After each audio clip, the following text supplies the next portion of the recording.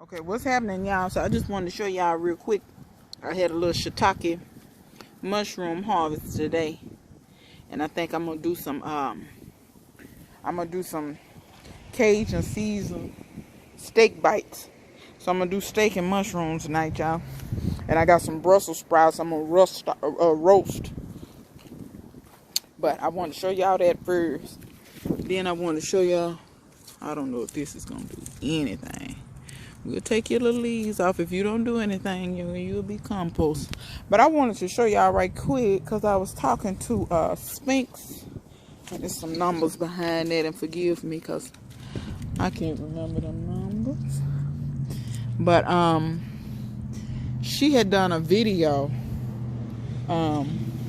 about starting some collard stems, just the stems. You know how you pick the stems. Look at this. Anyway, you know how you pick the stems and you can put them in water and they will root. And if you didn't know, now you know. Also, this video is also to show y'all I uncovered everything. Now, this kind of looks like a bit of a graveyard. But, what in the world? I done smashed something that was on my leg. Oh, my God. Anyway, me and these harlequin bugs, boy, these things will survive the ice age. Anyway, a lot of this stuff, I'm sure y'all probably like, ooh, that looks dead.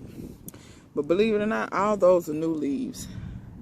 A lot of this in here does have some aphid damage and some harlequin bug damage. And I am going to get rid of these harlequin bugs. It's going to rain today, tomorrow, the next day. So basically in the meantime, what I've been doing is pulling off damaged leaves and just throwing them down here at the base. They will break down and feed themselves with the sacrifices. But I had these covered up, and believe it or not, all of this in here is new. This was all old leaves. And like I said, some of these old, and I ain't gonna lie, I got a little aphid damage while it was up under that kind of rain last night. But y'all see all that? That's how aphids on there. The rain will wash a lot. A lot of them was dead though. I think the aphids got on it before it got real cold. And then when it got real cold, the cold killed the aphids. But like I said, the point of this video is twofold. These are some more turnips that I had stuck up here in these beds. But my point was this. Sometimes don't be so fast to pull your stuff. See, all of that's new leaves. See, I'm just breaking off. That's what harlequin damage looks like, if anybody wants to know. They kind of bite holes and kind of suck the juice. Oh no, you finna come in a process of laying eggs. Let me get these eggs off. Let me just smash all them little eggs. Y'all sick. These harlequin bugs just sick. Anyway, but I wanted to show you this here. I don't think I talked about it extensively in any previous video, but this plant here, oh, I see you. See, they falls to the ground. I got something for you though. When it stops raining, I got some diatomaceous earth for y'all butts. But anyway, let me see. This plant, can y'all see the, let me see, can y'all see how the stems are? So what I did was I took some collard greens that was given to me. Can y'all see how the stems are? See, this was a stem. And I just took the stems and shoved them in the dirt. This is another one. I can tell by the way the stems are all branched. See, this was the old stem. And it created all these other small stems. I know what y'all saying. Oh, those plants aren't that big and the leaves aren't huge. I won't lie. I completely neglected these. I didn't really feed them. I didn't water them. I watered them a little bit in the heat of the summer. I've had these in over a year now. I want to say a year. Probably like a year and a half.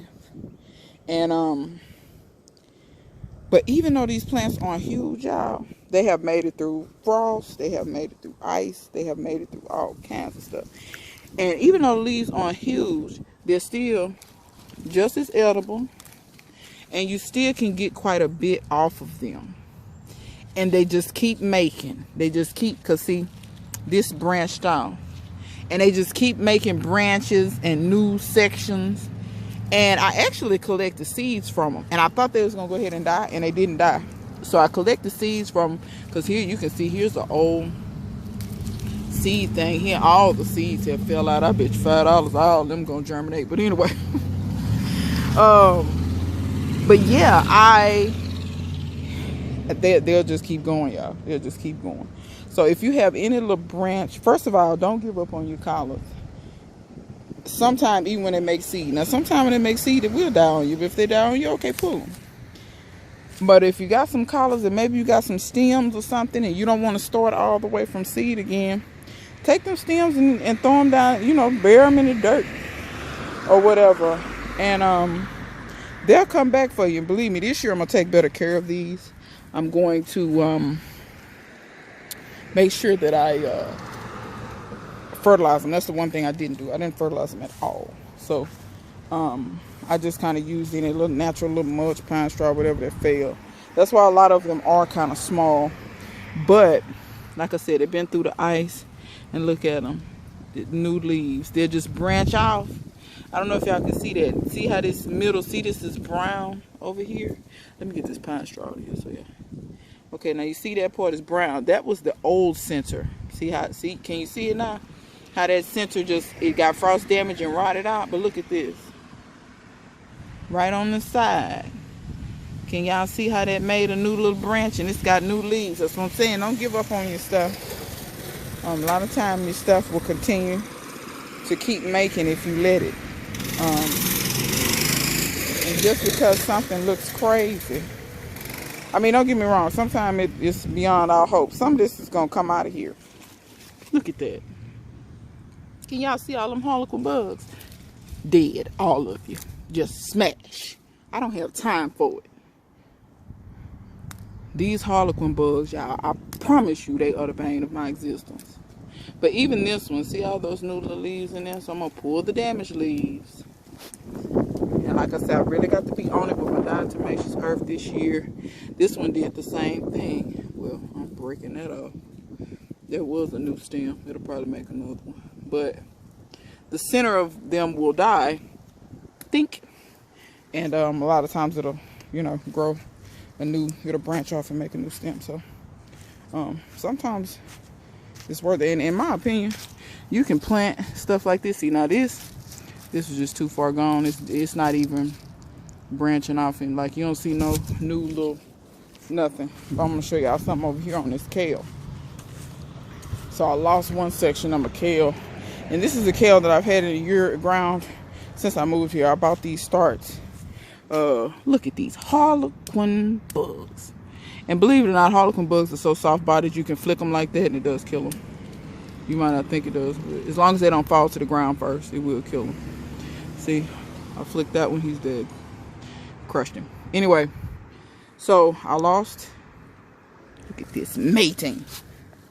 Ooh, they know I'm finna get them too. That's why they turning. Anyway, so I lost this one. But look at this. When it gets that, you see all these little new ones finna branch off. And what happens is when I lose a branch like this, I will take this branch and cut it off down to the ground. And I will steadily get new branches. Because see, you can see this is a newer section here. I cut that off. But you see, and this is what they call this? This is that blue, red, what is it? It's a Russian kale or whatever. It's kale that's real cold hardy. I don't ever protect this stuff. I've never covered this once from ice. And I ain't gonna lie, the ice killed this one. But it's all right. Look how many other ones lived. So, you know what I'm saying? And it probably would have came back from the roots. I've had them even grow just new stems down by the roots before. So, look at your boy. Y'all know he was going to show up. Chris is in the house sleeping. My Swiss short looks good. But yeah, I just kind of wanted to show y'all that and show y'all what I had uncovered. My garlic is fine. You know, your garlic will get some of them yellow leaves and things, but it's fine. Um, actually has a lot of that. That's fertilizer, y'all. If y'all wondering. Well, I shouldn't say that's. I had threw just broadcasted a bunch of worm castings, and they got caught up in the leaves or whatever. It's rained on and it looks weird and crazy, but as you can see, there's some there. But yeah, when you just broadcast stuff gets caught up, but it don't hurt the plant. I got some clover I need to pull out of there. I lost some of my like these. I think I might have lost my sugar snaps. I'm pretty sure I lost some of that. I see some new growth way down there. See that bright green? Some of them I was able to save. I see a little bit. Don't worry, y'all. I just went on and bought seeds. I said, I ain't got time for this. I ain't got time to be fooled with this. I went on and bought me some seeds. And it is what it is. But, like I said, my garlic. See, I want those. I want this stuff. Like I said, the garlic don't look that good, but trust me, that stuff, it'll spot right back up. My celery doesn't mind the cold. It actually grew. Now these, I think I saved some of these, but y'all know that's too pitiful. That's pitiful. The production's gonna be low on that because it's so scarce down through there. I can't. But my oregano, it said, you know what? I like the cold. And I got to get in here and get this little mess up, whatever this is. I got to get that little mess out of there. But the comfrey finally went on and died on back. This garlic over here said it didn't care about the cold. It said cold. What's that? Get that. Y'all see I still got some of them Turkish eggplants. I need to get the seeds out of them. As you can see, you know, this is real life. Real life. Nothing over here has sprouted. Where we at? 12 minutes? Oh, we ain't too bad. I must be running my mouth kind of fast today. Okay. I don't have a ton of stuff going on out here.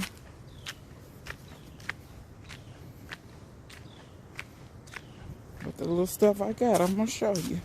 It's almost time for me to start starting seeds. If you didn't see my last video that I posted entitled Get Your Seed. Well, I won't say the last video, but it's a video previous to this. Please go to the Black Seed Exchange, and if you got any seeds, like usually what I do is any seeds I have a bunch of excess that I'm willing to share with people, I go on there and tell people about it, and if they want them, you know, we'll strike up a deal. You pay for the shipping. The seeds are usually free. That's how I do it. Other people do it differently, but it's all up to you guys. I'll leave it up to y'all to work out how you want to do things. And this is some type of radish. Not sure. God damn it. See all the new leaves? See how it's branching off? Y'all, all of these in the brassica family. Radish is in the brassica family too. I did not protect this at all. And you see, some of them, you know, you lose some.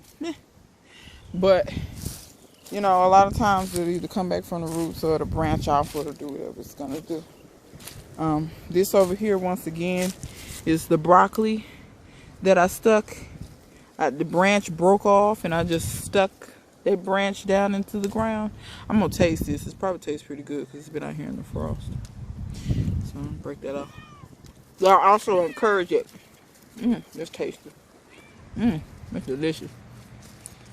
After your broccoli and collards and things, y'all been in a frost or been in weather that's below freezing. Excuse my all this chewing. You can have some broccoli. Ain't nobody stopping you. That little Negro know he. And see, this is what I'm talking about. See this here? I don't even know where this is coming from. But it's in there and it's growing. So cover it back up. Leave it alone. You see what I'm saying? If you get broccoli from the store, believe it or not, that stem, you can take that stem, jam it into the ground, and it'll grow. I did it a few years ago. But I neglected the plant. And I